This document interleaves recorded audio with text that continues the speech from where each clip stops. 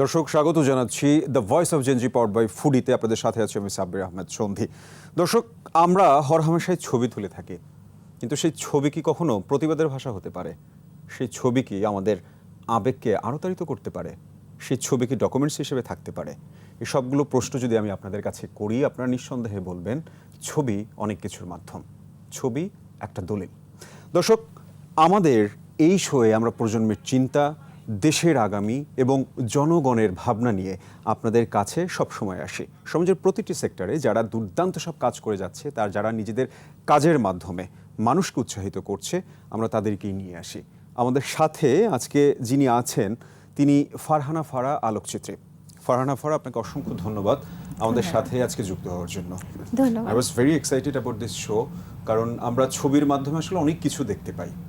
আমরা রিসেন্ট টাইমে যদি দেখি, একটা ছবি অসম্ভব রকম শক্তিশালী।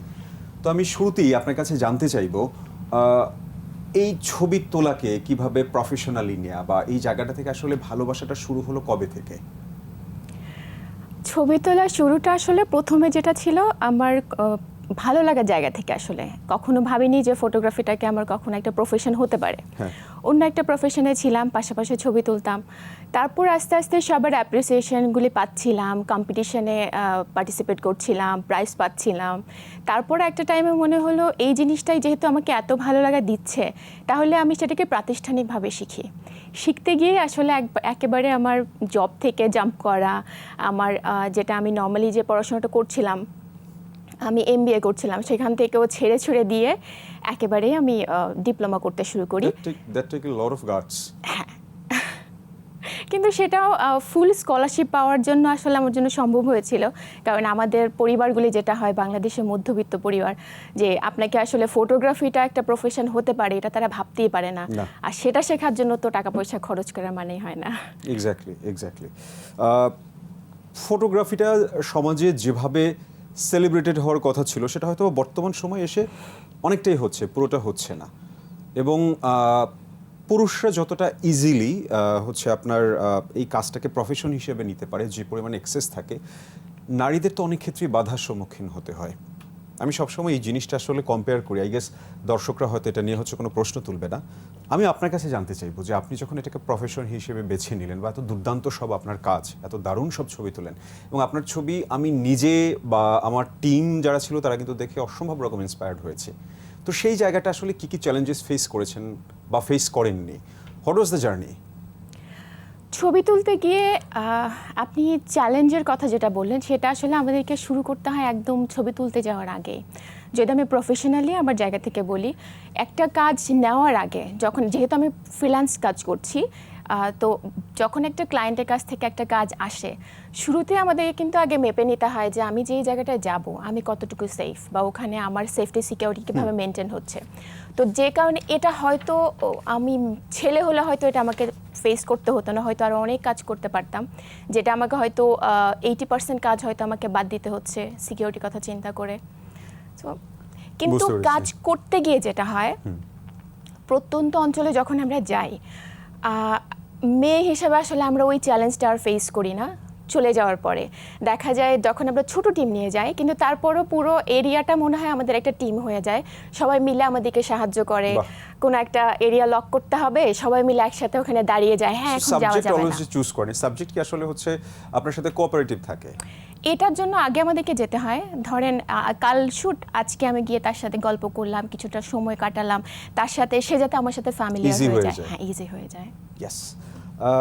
আপনি শুধু বাংলাদেশে যে রিকগনাইজড হয়েছেন তা কিন্তু না, আপনি দেশের বাইরেও অনেক কাজ করেছেন। সো সেই বিষয়গুলো সম্পর্কে যদি জানতে চাই, বা এমন যদি হয় যে আপনার ছবির মাধ্যমে আসলে একটা জিনিস খুব বেশি ইন্সপায়ার করেছে। আমাদের থাকে না, আমাদের নিজেদের কাজ, সব কাজই কিন্তু আমাদের ভালো লাগে, আবার কোথাও কোথাও গিয়ে নিজের কিছু কাজে আমরা হচ্ছে ত্রুটিও খুঁজে পাই যে কেন এরকমের করলাম। তো এরকম কোনো কি মানে হচ্ছে স্টোরি আপনার কাছে আছে? আমি খুব ভালো লাগার একটা স্টোরি শেয়ার করি আপনার সাথে।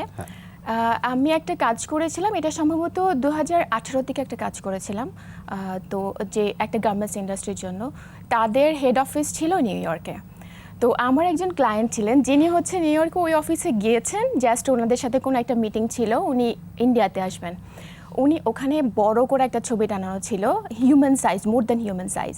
উনি ওই ছবিটা দেখে ওনাদেরকে জিজ্ঞেস করলেন যে কার কাছে আপনারা এই ছবি তুলেছেন, আমার এই ফটোগ্রাফার লাগবে। তারপরে উনি আমার যে এজেন্সি তার কাছে গেলেন, তাদের সাথে আবার আমার সাথে যোগাযোগ করলেন এবং আমাকে বাংলাদেশ থেকে হায়ার করে উনি নিয়ে গেলেন চেন্নাইতে।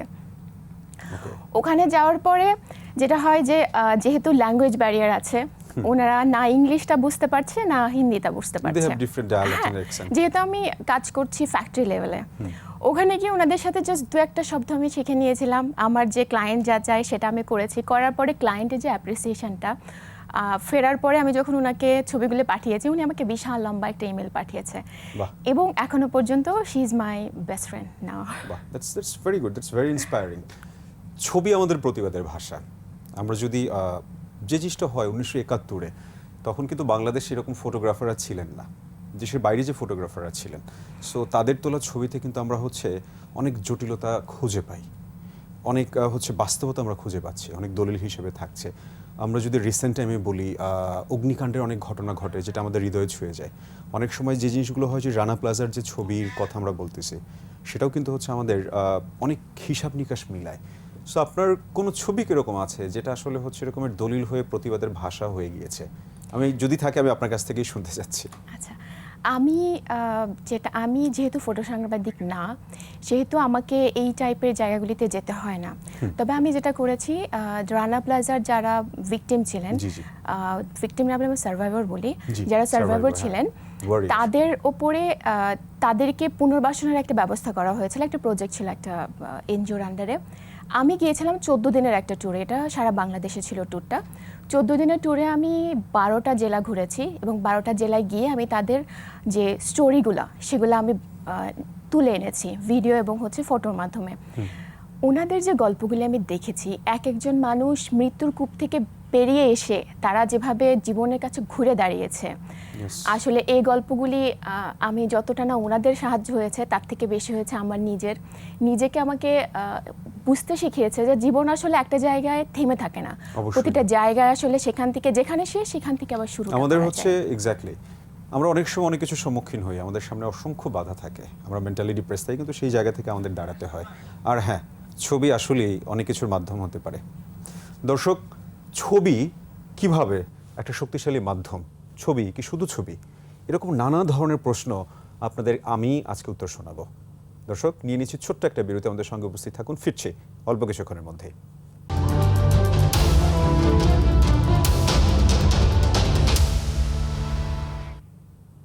দর্শক, আরও একবার স্বাগত জানাচ্ছি the voice of Gen Z powered by ফুডিতে। আজকে আমাদের আলোচ্য বিষয় লেন্সের ফ্রেমে আগামীর বাংলাদেশ, চ্যালেঞ্জ ও সম্ভাবনা। এই বিষয়ে আমাদের সাথে কথা বলতে স্টুডিওতে উপস্থিত আছেন আলোকচিত্রী ফারহানা ফারা। আমরা বিরতিতে যাওয়ার আগে যে বিষয়গুলো নিয়ে কথা বলছিলাম, আমি একটা স্পেসিফিক বিষয় নিয়ে আপনার সাথে কথা বলবো এবং আপনার এই কাজটা আমাকে অসম্ভব রকমের ইন্সপায়ার করেছে। আমরা মানুষ, আমরা সাধারণত আসলে অনেক কিছু ভাবতে চাই না, আমরা ভালোকে ভালো বলি, খারাপকে খারাপ বলি, এর পেছনের গল্প আমরা কখনোই জানতে চাই না। সমাজে অনেক বিষয় থাকে, সমাজে অনেক ট্যাবু থাকে, সমাজের অনেক মানুষ থাকে যাদেরকে আমরা আসলে হচ্ছে খারাপ হিসেবেই ট্যাগটা লাগিয়ে দিই। ঠিক তেমনি আপনার হচ্ছে একটা পেশা যদি আমি বলতে চাই, যারা যৌনপল্লীতে কাজ করে, সো তারা কিভাবে ওই জায়গায় আসলো, তারা কেন এই প্রফেশনটা বেছে নিল, বা তাদের এই সিচুয়েশনটা কেন হলো, এই জিনিসগুলো কিন্তু আমরা কখনোই আসলে জানতে চাই না, আমরা তাদেরকে পণ্য হিসেবেই দেখছি। তো সেই জায়গা থেকে আপনি দাঁড়িয়ে ওই প্রেক্ষাপটে আপনি তাদের নিয়ে কাজ করেছেন এবং দুর্দান্ত সব স্টোরি তুলে নিয়ে এসছেন, যেগুলো আমাদের অনেকেরই হচ্ছে হৃদয়কে ছুঁয়েছে। আমার নিজের দৃষ্টিভঙ্গি পরিবর্তন হয়েছে, যে আমরা যেভাবে দেখি তার বাইরে অনেক কিছু দেখার আছে। ওই জার্নিটা সম্পর্কে আপনার কাছে একটু শুনতে চাইব। এটা ছিল আমার সম্ভবত 2015 সালে, আমি তখন ডিপ্লোমা করছি। আমাদের একটা এক্সচেঞ্জ প্রোগ্রাম ছিল, স্টুডেন্ট এক্সচেঞ্জ প্রোগ্রাম কলকাতার সাথে। তো সেখানে আমি গেলাম, যাওয়ার আগে আমি খুব প্রিপেয়ার হয়ে গেলাম যে আমি ব্রথলে গিয়ে কাজ করব।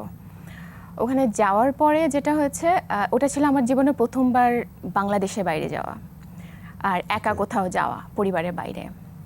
স্টুডেন্টরা ছিল বাট একা কোথাও ঘোরা, তারপর পরিবারের বাইরে। হ্যাঁ। তো যাওয়ার পরে আমরা গিয়েছিলাম হচ্ছে আপনার রবীন্দ্র সরণির ওখানে একটা ব্রথল ছিল, সেখানে যাওয়ার পরে পুরো একটা বাড়ি, সেখানে একজন ছিলেন মঞ্জু মাসি ছিলেন একজন। আমি যাওয়ার পরে ভদ্রমহিলার সাথে কথা বলার পরে আমি জানি না কোথাও আমার একটা জিনিস মনে হয়েছে যে পুরো কলকাতায় যদি আমি সব থেকে বেশি সেফ থাকি, হয়তো সেটা এই ভদ্রমহিলার কাছেই।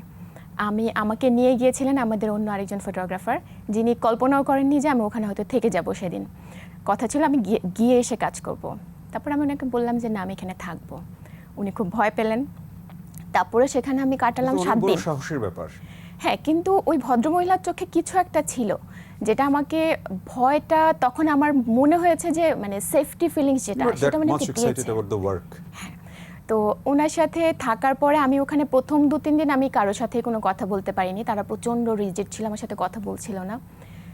3 দিন পর থেকে সবাই আমার সাথে একটু একটু করে ওপেন হতে শুরু করলো। ওখানে যাওয়ার পরে আমরা নর্মালি দেখি কি, যারা ব্রথেলে যারা কাজ করেন তাদের নিয়ে আমরা প্রচুর কথাবার্তা শুনি। ওখানে যাওয়ার পরে আমি দেখেছি, যদি আপনি আমাকে বলেন যে সব থেকে ভালো মানুষ, সব থেকে যারা আপনার পরিবারের জন্য যারা স্যাক্রিফাইস করছে, আপনি করতে পারবেন আপনার নিজেকে স্যাক্রিফাইস, তারা করছে। এবং এদের প্রত্যেকের পরিবারকে তারা যেভাবে আগলে রাখছে। তো আনফর্চুনেটলি আমি সবকটা ছবি পাবলিশ করতে পারিনি বা পুরো স্টোরিটা পাবলিশ করতে পারিনি, কারণ তাদের সাথে থাকার পরে এতগুলি মানুষের জীবন এই একটা পেশার সাথে মিশে আছে যে কোনো কারণে যদি তাদের কারো পরিচয় ফাঁস হয়ে যায় তাহলে তাদের পুরো একটা পরিবারের উপরে এটা প্রভাব পড়বে। তো আলটিমেটলি এই জার্নিটা আমি একটা কি দুটো স্টোরি শেয়ার করেছিলাম। সেই একটা দুটো স্টোরি হচ্ছে আমাদের খুব নাড়া দিয়েছে। তো আলটিমেটলি এই পুরো জার্নিটা আসলে আমাকে একটা বেটার মানুষ হিসেবে তৈরি করতে বা মানুষকে চিনতে শিখিয়েছে এটা। এক্স্যাক্টলি, আপনি যেরকম বলছিলেন যে অনেক ছবি আপনি পাবলিশ করতে পারেননি এথিক্যাল গ্রাউন্ডের জায়গা থেকে। তো সেই ক্ষেত্রে আমি যদি ইথিক্যাল ফটোগ্রাফি নিয়ে আপনার কাছে কিছু জানতে চাই, আমরা এখন হরহামেশা ছবি তুলছি, ছবি যারা ফটোগ্রাফার তারা আসলে ওইভাবে কাজ করে না, কিন্তু তারপর overall everyone have their smartphone না। সো যাকে তাকে যখন তখন একটা ছবি তুলে তারা ফেসবুকে দিয়ে দিচ্ছে, উইচ ইজ ভেরি অফেন্সফুল। তো সেই ক্ষেত্রে ইথিক্যাল ফটোগ্রাফিটা আসলে কতটা ইম্পর্ট্যান্ট? ইথিক্যাল ফটোগ্রাফি জায়গা থেকে না বলে আমি যদি বলি যে এখন যেটা হচ্ছে মোবাইল সাংবাদিকতার যে ব্যাপারটা হচ্ছে, পুরো জায়গাটা আসলে সরকারিভাবে রুলস অ্যান্ড রেগুলেশনস আসলে ইমপ্লিমেন্টেড হওয়া উচিত। রিসেন্ট টাইমে বলতে চাই যে মোজো মোবাইল সাংবাদিকতা, সবাই না, there are very much respected people who are doing this thing, mobile সাংবাদিকতা করছে। কিন্তু রিসেন্ট টাইমে একটা ভিডিও খুব ভাইরাল হয়েছে এবং নিজে যথেষ্ট অফেন্স ফিল হয়েছে। এই যে কেউ হচ্ছে নিজের হাতে ফোন নিয়ে একটা মানে হচ্ছে একটা অনলাইনে একটা পেজ খুলে সাংবাদিক হয়ে যাচ্ছে এবং সেটা সে ইউজ করছে, এই জিনিসটা আসলে বন্ধ হওয়া উচিত। সরকার আসলে স্ট্রং পদক্ষেপ নেওয়া উচিত এটা নিয়ে। এক্স্যাক্টলি। সো আমরা আবারও কথায় ফিরবো, কিন্তু তার আগে আমাদের হচ্ছে আর একটা ছোট্ট বিরতি নিয়ে নিতে হচ্ছে। দর্শক, the voice of Gen Z powered by ফুডিতে আজকে আমাদের আলোচ্য বিষয় ফটোগ্রাফি। কিভাবে ছবি আমাদের প্রতিবাদের ভাষা হতে পারে, আমাদের আবেগের জন্ম দিতে পারে, কিভাবে আমাদের দৃষ্টিভঙ্গিকে পরিবর্তন করতে পারে, এ বিষয়ে আমরা আবারও ফিরবো, কিন্তু তার আগে নিয়ে নেব ছোট্ট একটা বিরতি। আমাদের সঙ্গেই থাকুন, ফিরছে অল্প কিছুক্ষণের মধ্যেই।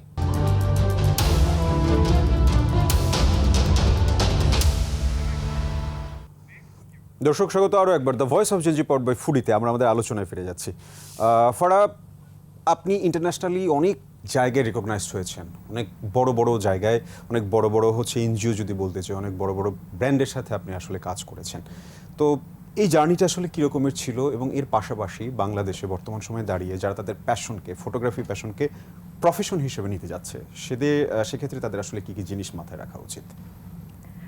আমার নিজের জার্নিটার কথা যদি বলি তাহলে ছোট ছোট একটু একটু করে অনেকটুকু পথ চলা হয়ে গেল। গত 6 বছর ধরে আমি কাজ করছি, অনেকগুলো এনজিওর সাথে কাজ করা হয়েছে। বাংলাদেশে অলমোস্ট আমার 64 জেলা বলবো না, আমার 6টা বিভাগ পুরোটাই আমার কভার হয়ে গেছে।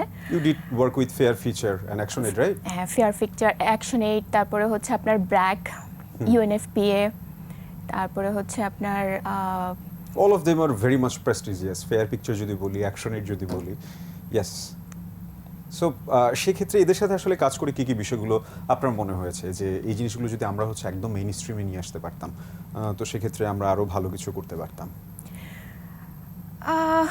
পুরো জিনিসটা যদি বলি, আসলে মেইন স্ট্রিমে তো ফটোগ্রাফিটা মেইন স্ট্রিমে আছে, কারণ আপনি যখন একটা সাংবাদিকতা বলেন, যাই বলেন, আপনি যখন কোনো কিছু দেখাচ্ছেন আপনাকে কিন্তু ছবিটার ভেতর দিয়ে যেতে হচ্ছে। ওটা একটা ডকুমেন্টেশনের মাধ্যম, ওটা ছাড়া আপনি কোথাও যেতে পারছেন না।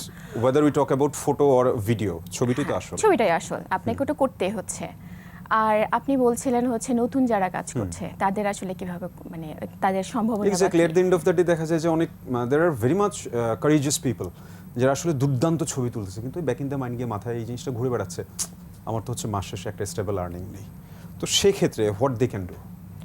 ওই যে ঝুঁকি নেওয়া, কারণ আপনি জীবনে যত কিছুই করতে যাবেন আপনার Exactly. ঝুঁকি না নিলে হবে না। আর অনেকে ভাবে যে ফটোগ্রাফি করে আসলে পারবো কি পারবো না, কিন্তু পাটা দিয়ে দেওয়ার পরে হয়তো 2-1 মাস একটুখানি কষ্ট হয়, কিন্তু সবথেকে বড় যে ব্যাপারটা নিজের প্যাশনের জায়গাটাতে নিজের 100% দেওয়ার পরে আমার মনে হয় না কেউ পেছনে ফিরে তাকাতে পড়ে হয়। থাকে। সবার জন্য আসলে একটা না একটা দরজা খুলে যায়।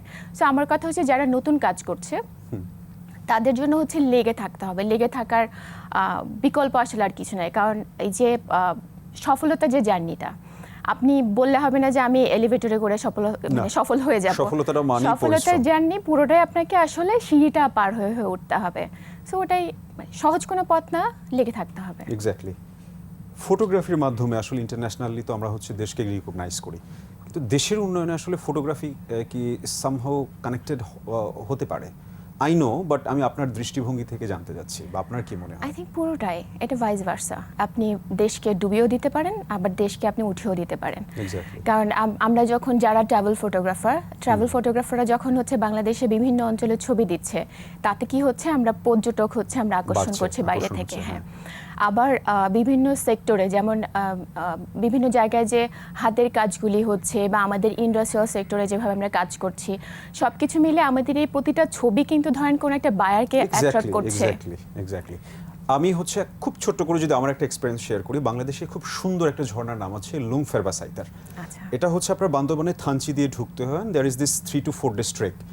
তো ওই ঝর্ণার একটা ছবি আমি 2017-তে দেখেছিলাম, আচ্ছা। এবং তারপর এটা নিষিদ্ধ হয়ে যায়, তারপর আবার ওপেন হয়, এবং ওই ঝর্ণাটা আমি হচ্ছে 2020-এ ট্রেক করে যাই, এবং এটা এত দুর্দান্ত সুন্দর, এটা দেখে মনে হবে না যে বাংলাদেশের ঝর্ণা। সো ইয়েস, ফটোগ্রাফি আসলে এইভাবে আপনার হচ্ছে ইন্সপায়ার করতে পারে, এবং ওই পাড়ার পাহাড়ি পাড়া যারা থাকে ওরাও কিন্তু হচ্ছে আমাদের মাধ্যমে লাভবান হয়েছে, যদিও আমরা খুব কম টাকা দিয়ে থেকেছি, বাট দে আর বেনিফিটেড। তো ইয়েস, আপনি যে কথাগুলো বললেন, ফটোগ্রাফি আসলেই দেশের অর্থনীতিতে বহির্বিশ্বে আমাদের খুব দুর্দান্তভাবে ইন্ট্রোডিউস করাতে পারে। ফারহানা ফারা, আমি বরাবরই আমার গেস্টকে এই কথাটা বলি, and extremely sorry for that, যে আমাদের হাতের সময় আসলে খুবই কম। I wish I had much more time. বেশি সময় থাকলে আপনার সাথে আরও অনেক বিষয় নিয়ে কথা বলার ছিল। আপনার সাথে হয়তো বা আবারও আমার দেখা হবে, এই শোই আবারও কথা হবে। আপনাকে অসংখ্য ধন্যবাদ আমাদের সাথে যুক্ত হওয়ার জন্য। ধন্যবাদ আমাকে ডাকার জন্য। দর্শক, ফটোগ্রাফি, ছবি তোলা জিনিসটা খুব সামান্য মনে হলেও এই জিনিসটা আসলে সামান্য নয়। 71 বলি, 52 বলি, 24 বলি, আমরা যে বিষয়গুলোই বলি, বহির্বিশ্বের যদি যুদ্ধ পরিস্থিতির কথা বলি, সবটা আমরা ছবির মাধ্যমে জানতে পারি। ছবি আমাদের আবেগ দেয়, ছবি আমাদের আনন্দ দেয়, ছবি আমাদের দৃষ্টিভঙ্গিকে পরিবর্তন করে, আমাদের সহনশীল করে। তাই আপনারা যারা ফটোগ্রাফার হিসেবে প্যাশনেট আছেন, একটাবার রিস্ক নিয়ে এই প্যাশনকে প্রফেশন বানিয়ে দেখেন, দুর্দান্ত সব আইডিয়া আপনাদের মাথা থেকে আসবে। দর্শক, the voice of Gen Z powered by Foodie আজকে এ জায়গায় শেষ করতে হচ্ছে। আগামী শনিবার রাত 8টায় আবারও আপনাদের সাথে দেখা হবে অন্য কোনো বিষয় নিয়ে। ততক্ষণ পর্যন্ত আপনারা ভালো থাকুন, সুস্থ থাকুন, অন্যকে নিরাপদে রাখুন। আল্লাহ হাফেজ, আর 21-এর সাথেই থাকুন।